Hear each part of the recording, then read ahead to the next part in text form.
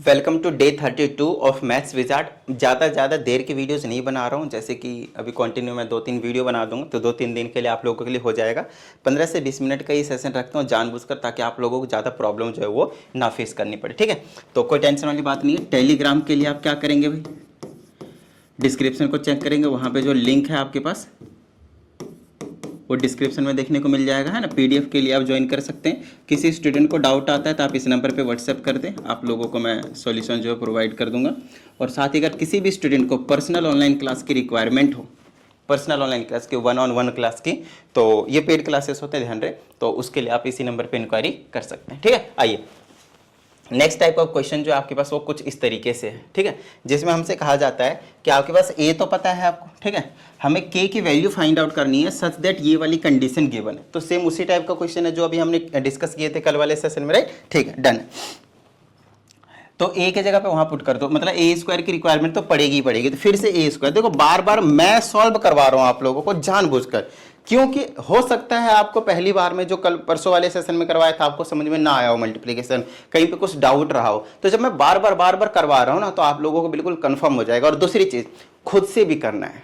खुद से जब तक नहीं करेंगे, मैं कितना ही करवा दूं, कंफर्म होने में प्रॉब्लम होगी। समझ रहे मेरी बात को। फिर एग्जाम के टाइम पे ना, जब आप खुद से कर रहे होगा एग्जाम में, तो वहां पे आपको प्रॉब्लम फेस करना पड़ेगा। तो हमें क्या करना है, ए स्क्वायर निकालने के लिए ए को ही ए से मल्टीप्लाई करना है। तो 3 - 2 4 - 2, ठीक है। फिर से यहाँ पे 3 - 2 4 - 2। अब इनको पहले मैं ए स्क्वायर सॉल्व कर लेता हूँ, तो मेरे पास आ जाएगा ए स्क्वायर क्या आएगा, देखो रो कॉलम को फिक्स करता हूँ मैं पहले। तो जैसे कि ये मेरे पास रो था, जैसे कि ये मेरे पास है रो था, इसको मैंने इन कॉलम से करना है और इस वाले कॉलम से भी करना है। तो पहले से पहले 3 3 जा 9, दूसरे माइनस का 8, डन है। नेक्स्ट पहले से पहले माइनस का 6, दूसरे प्लस का 4 आएगा। क्लियर हुई इतनी बात। अब ये इसका काम खत्म। अब इस रो से हम दोनों कॉलम को करेंगे। तो पहले से पहले करेंगे 4 × 12, दूसरे करेंगे -8, ठीक है। इसे इसको करेंगे तो -8, इसे इसको करेंगे तो +4। अब आपको ना ये चीज़ बिल्कुल सिंपल हो जानी चाहिए मल्टीप्लिकेशन आप लोगों के लिए। अब आप लोगों के लिए जो मल्टीप्लिकेशन है वो बोझ नहीं लगना चाहिए, फटाफट मजा आने लग जाना चाहिए। क्लियर हुई इतनी बात। तो हमारे पास जो ए स्क्वायर निकल कर आया ना, वो क्या आया, 1 आया, -2 आया, 4 आया और यहाँ पे -4 आया। क्या इतनी सी बात समझ में आई। अब ए स्क्वायर पता है, अब हमें के ए चाहिए। क्या चाहिए, के ए चाहिए, ठीक है। तो के ए निकालेंगे, इसको के से मल्टीप्लाई करेंगे और 2 आई, ये तो बिल्कुल सिंपल है। तो चलो सब्सटीट्यूट करते हैं। ए स्क्वायर के जगह पे 1 - 2 4 - 2 पुट कर लिया, इक्वल टू के टाइम्स ए, मतलब जो ए है उसको हम के से मल्टीप्लाई कर लेंगे। तो कर लेते हैं भाई, क्या प्रॉब्लम है। हर एक के साथ के चला जाएगा बस। तो ये आ जाएगा 3 के, फिर -2 के, फिर आ जाएगा 4 के, फिर -2 के। बताओ किसी भी तरह की कोई प्रॉब्लम। फिर माइनस का 2 आई है। तो आई मैंने आपको बताया अपने हिसाब से आइडेंटिटी मैट्रिक्स लेना होता है, ऑर्डर अपने हिसाब से ले सकते हो। यहाँ पे माइनस तभी होगा जब ये 2 × 2 का, तो दूसरा भी 2 × 2 का होना चाहिए। ये चीजें मैंने आपको पहले से सिखा कर आया है। तो चलो आइडेंटिटी मैट्रिक्स को अगर मैं 2 से मल्टीप्लाई करता हूँ तो 1 1 0 0 होता है, तो ये 2 2 0 0 हो जाएगा। नहीं आया समझ में। ऐसे देखो, ये 1 है, ये 1 है, 0 0, ये 2 × 2 का आइडेंटिटी मैट्रिक्स है। अगर मैं इसको 2 से मल्टीप्लाई करता हूँ तो ये भी सभी मल्टीप्लाई होंगे। 0 वाला 0 रहेगा, 1 वाले डबल हो जाएंगे। क्लियर हुई इतनी बात, डन है। चलो अब क्या करें भाई, अब इनको सॉल्व करेंगे और यहां से हम किस तरीके से के की वैल्यू निकालेंगे। लेफ्ट हैंड साइड में तो यही रहने वाला आपके पास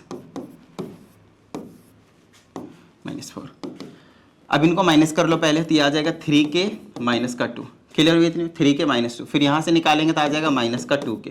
क्या आ जाएगा, -2 के। फिर यहां से सॉल्व करेंगे भाई, यहां से सॉल्व करेंगे तो आ जाएगा 4 के। फिर यहां से सॉल्व करेंगे तो -2 के -2। क्लियर हुई। अब दो मैट्रिसेस आपको इक्वल दिख रहे हैं, तो कॉरेस्पॉन्डिंग एलिमेंट्स को आप इक्वल रख सकते हो और वहां से आप के की वैल्यू इजीली निकाल सकते हो। जैसे 1 को इसके इक्वल रखूंगा तो आ जाएगा 1 = 3 के -2। तो यहाँ से के की वैल्यू देखना कितना आया, 1 आया। अरे -2 इधर जाएगा प्लस का हो जाएगा, फिर इधर 3 जाके काट देगा बेचारे को, तो 1 बच जाएगा। अब कहीं से भी निकालेंगे सेम वैल्यू निकलेगी। तो यहाँ देखो -2 = -2 के आएगा, यहाँ से भी के की वैल्यू 1 आएगी। 4 इसके इक्वल लेकर जाओगे तो के की वैल्यू 1 आएगी, इसको इसके इक्वल लेकर जाओगे तो के की वैल्यू 1 आएगी। तो मतलब कहीं से भी किसी एक को कंपेयर करके आप के की जो वैल्यू है उसे फाइंड आउट कर लेंगे, आपका जो काम है वो बन जाने वाला है। क्लियर हुई इतनी बात। ट्रिग्नोमेट्री वाले को अलग करते हैं। हाँ, तो अब आते हैं इस वाले क्वेश्चन के ऊपर। ठीक है, क्वेश्चन बहुत ज़्यादा ईजी होते हैं, बस आपको थोड़ा सा ना समझने की ज़रूरत होती है। ठीक है, देखो हमें ए पता है, हमें बी पता है। इसमें ना 11th क्लास वाला जो कॉम्प्लेक्स नंबर का चैप्टर था ना आयोटा वाला, वो थोड़ा सा इंक्लूड करने की कोशिश करें। बिल्कुल माइनर सा कॉन्सेप्ट, कोई बड़ी चीज़ नहीं है, ठीक है। हमसे बता भी रखा कि आयोटा की स्क्वायर की जो वैल्यू है वो -1 होती है, वो हमें पहले से भी पता है, नहीं भी बताते तो भी हम कर डालते हैं, राइट। तो हमें वेरीफाई करना है कि a प्लस बी का जो होल स्क्वायर आएगा वो a square plus B square के इक्वल आएगा, प्लस 2ab इसमें नहीं है। क्लियर हुई इतनी बात। तो a प्लस बी का स्क्वायर लेते हैं। चलो पहले a प्लस बी तो करें, तो पहले आप a प्लस बी निकालो। अगर मैं a प्लस बी निकालता हूँ तो क्या हो जाएगा, इसको ऐड करूंगा भाई, तो प्लस करो, 0 से 0 को ऐड करेंगे 0, 1 से इसको माइनस करेंगे तो आ जाएगा 1 माइनस का आयोटा, 1 से इसको प्लस करेंगे तो आ जाएगा 1 प्लस का आयोटा, 0 से 0 करेंगे तो 0। क्या इतनी सी बात समझ में आई। अब इसी का ही क्या करना है, स्क्वायर करना है, मतलब 2 बार मल्टीप्लाई करना है। तो a प्लस बी का स्क्वायर करेंगे तो इसी मैट्रिक्स को हमें इसी मैट्रिक्स से मल्टीप्लाई करना पड़ेगा। तो मैं 2 बार पहले लिख देता हूँ, ज़्यादा होशियारी नहीं दिखानी है। क्या इतनी सी बात समझ में आई भाई, ठीक है। चलो तो ये हो जाएगा मेरे पास a प्लस का b का whole square is equal to, अब इनको मल्टीप्लाई करते हैं, वही पहले वाली कहानी, रो को फिक्स करेंगे, रो को क्या करेंगे भाई, फिक्स करेंगे, पहले कॉलम से दूसरे कॉलम से, दोनों से मल्टीप्लाई करेंगे। तो ध्यान समझिएगा, पहले से पहले करेंगे तो 0, फिर दूसरे से दूसरे करेंगे तो 1 माइनस आयोटा का स्क्वायर आया। नहीं आया ना समझ में, और समझाता हूँ भाई। पहले से पहले करा तो 0 आ गया, ठीक है। दूसरे से दूसरे को करेंगे तो क्या आएगा, a minus B, A plus B, क्या होता है a square minus B square, a square मतलब 1 का स्क्वायर और b स्क्वायर मतलब माइनस बी स्क्वायर मतलब आयोटा का स्क्वायर, और इनके बीच में क्या होता है प्लस, पहले से पहले को दूसरे को फिर प्लस कर दिया, ठीक है। फिर से इसको इससे भी करना है, तो पहले से पहले करेंगे 0 और दूसरे करेंगे तो भी 0। समझ में आई इतनी बात। नेक्स्ट अब इसका काम शुरू होगा भाई, पहले से पहले करेंगे तो 0, दूसरे करेंगे तो प्लस का 0, ठीक है। अब इसे इसको करेंगे तो फिर से a square minus B square, तो 1 माइनस आयोटा स्क्वायर हो जाएगा। इससे इसको same a plus B, a minus B वाली आइडेंटिटी, और दूसरे करेंगे तो प्लस का 0, ठीक है। और इसको ये अभी सॉल्व कर लेते हैं। तो ये LHS अभी एक तरीके से हम क्या सॉल्व कर रहे हैं, LHS लेफ्ट हैंड साइड, ठीक है। तो मेरे पास आ गया a प्लस बी का whole square is equal to, देखो आयोटा स्क्वायर की वैल्यू हमें बोल रखा है कि -1 है। तो अगर मैं इसके जगह पे -1 पुट करता हूँ तो 1 में से माइनस होगा -1, तो 2 नहीं बन जाएगा, 2 + 0 2 बनेगा, ये वाला 0 बनेगा, ये वाला भी 0 बनेगा, और यहाँ सेम इसी तरीके से आपके पास 2 बनेगा। क्या इतनी सी बात समझ में आई आप लोगों को। वेरी इजी क्वेश्चन, इसमें कोई डाउट वाली जो बात है वो नहीं होनी चाहिए। समझ में आई इतनी बात, ठीक है। चलो तो इसको थोड़ा सा साइड रखते हैं भाई, और अब हम RHS पे आ जाते हैं, ठीक है। RHS पे राइट हैंड साइड पे आ जाते हैं। तो राइट हैंड साइड पे क्या देखने को मिल रहा है, हमें a का स्क्वायर करना है, फिर b का स्क्वायर करना है, और फिर ऐड करना है। तो पहले मैं a स्क्वायर निकाल लेता हूँ, a स्क्वायर निकालूंगा तो a को 0 1 1 0 0 1 1 0, इसी को तो मैं 2 बार लिखूंगा, बोलो हाँ या नहीं। वैसे इसका आंसर सेम आना चाहिए, आइडेंटिटी का स्क्वायर करते हैं तो वही रहता है, कोई नहीं, देख लेते हैं कितना आता है। पहले का हमने फिक्स किया, इससे भी करना है, इससे भी करना है, पहले से पहले करेंगे और दूसरे करेंगे तो 1 आ जाएगा, आइडेंटिटी आ रहा है। तो पहले से पहले करा तो 0 आ गया, फिर प्लस में 1 से 1 करा 1 आ गया, ठीक है। पहले से अब इसको भी करना है, पहले से पहले करा 0, दूसरे करा 0, इसे इसको करा तो 0, दूसरे करा तो 0, पहले से पहले करा तो 1, दूसरे करा 0। तो हमारे पास जो a स्क्वायर आया ना वो आइडेंटिटी मैट्रिक्स बन गया। क्या बन गया, आइडेंटिटी मैट्रिक्स। क्या इतनी सी बात समझ में आई आप लोगों को। a स्क्वायर निकालना आ गया, चलो अब b स्क्वायर निकालते हैं। b स्क्वायर में यही वाली मैट्रिक्स लिखी जाएगी वापस, 0 माइनस आयोटा फिर 0, इसी को 2 बार लिखा जाएगा, 0 माइनस आयोटा फिर 0। चलो अब इसको मल्टीप्लाई करते हैं, यह आ जाएगा b का स्क्वायर, ये देखो इससे हमें इसको भी करना है और इसको भी करना है। मैं बार बार मल्टीप्लाई जानबूझकर कर रहा हूँ ताकि आप लोगों को कुछ डाउट हो तो क्लियर हो जाए। समझ रहे हो मेरी बात को। पहले से पहले करेंगे तो 0, दूसरे करेंगे तो माइनस का आयोटा, प्लस माइनस आयोटा का स्क्वायर हो जाएगा, ठीक है। नेक्स्ट इसे इसको करेंगे तो 0, और इसे इसको करेंगे तो क्या आ जाएगा मेरे पास, और इसे इसको करेंगे तो 0, इसको गायब करो, फिर इसे इसको करेंगे तो 0, इसे इसको करेंगे तो 0, नेक्स्ट इसे इसको करेंगे तो माइनस का आयोटा का स्क्वायर, इसे इसको करेंगे तो प्लस का 0, ठीक है। चलो ये हो गया मेरे पास b स्क्वायर। अब b स्क्वायर को थोड़ा सा सॉल्व भी कर लेते हैं, तो ये क्या आ जाएगा, देखो माइनस ऐसे छोड़ो, आयोटा स्क्वायर की जगह -1 रखेंगे तो +1 हो जाएगा, और इसको करेंगे तो क्या आ जाएगा मेरे पास, इसको करेंगे तो 0 आ जाना चाहिए, है ना, 0, जीरो ही तो आएगा, और यहाँ पे वापस आपके पास 1 देखने को मिलेगा। अब हमें ए स्क्वायर और बी स्क्वायर को क्या करना है भाई, प्लस करना है। अब देख लेते हैं ए स्क्वायर बी स्क्वायर क्या है, और उनको आप क्या कर दो, प्लस कर दो।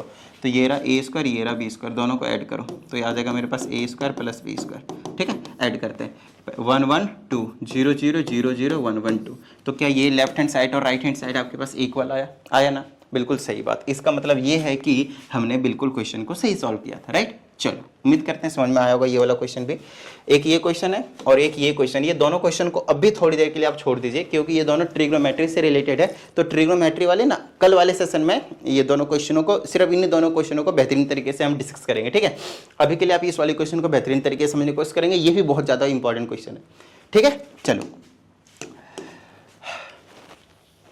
हालांकि ऐसा क्वेश्चन अभी करवाया था, बट फिर से एक बार पर्टिकुलरली इस टाइप के क्वेश्चन को देखें। हमसे यहाँ पे मैट्रिक्स ए की मांग की गई है, ठीक है, कि मैट्रिक्स ए को फाइंड आउट करो। तो सबसे पहले यहाँ पे हमारे पास कोई मैट्रिक्स है क्या, इतनी बात समझ में आई। फिर हमसे ए मैट्रिक्स की मांग कर रहा है, ठीक है। फिर हमारे पास यहाँ पे 3 क्रॉस कितने हैं, 3 क्रॉस 2 का एक मैट्रिक्स है, और इसका ऑर्डर क्या है, ये भी 3 क्रॉस 2 का ही है। ठीक है, यहाँ तक ऐसा है। तो क्या आप ये बता सकते हो कि इस वाले मैट्रिक्स का ऑर्डर क्या होगा। इसको अगर मैं m क्रॉस n बोलूँ तो m और n की वैल्यू क्या होगी। जिस भी स्टूडेंट ने मल्टीप्लिकेशन वाली जब इसे शुरू किया मैंने परसों, तो मल्टीप्लिकेशन वाले देखा होगा पहले सेशन, मतलब मज़ा आ गया होगा, सब कुछ A to Z crystal clear होगा और अभी तक m और n की वैल्यू आपकी तक निकाल भी चुके होंगे। तो चलो थोड़ी देर के लिए आप लोगों को मैं 20 सेकंड का टाइम देता हूँ। कितने का, 20 सेकंड का। आप लोग मुझे कमेंट करके बताइए, चाहे मुझे पता है ये लाइव क्लास नहीं है, लेकिन फिर भी आप कमेंट करके बताइए ताकि पता चले कि अभी तक आप लोगों को जो चीज़ें वो समझ में आई हैं। इस ए मैट्रिक्स का ऑर्डर क्या होना चाहिए जल्दी से, फिर मैं 20 सेकंड के बाद आप लोगों को बताऊँगा। सोचो अच्छे से, ठीक है ना। पॉज करके 20 मिनट मत ले लेना, ठीक है ना, कोई ज़्यादा फिर बेनिफिट नहीं होगा, इससे अच्छा समझ लेना यहाँ पे। ठीक है ना, ज़्यादा से ज़्यादा आप 2 मिनट ले सकते हो, उससे ज़्यादा मत लेना। ठीक है, 2 मिनट भी बहुत ज़्यादा समय है, इसलिए मैंने 20 सेकंड दिया है। चलो जल्दी जल्दी, लगभग 10 सेकंड हो चुके हैं।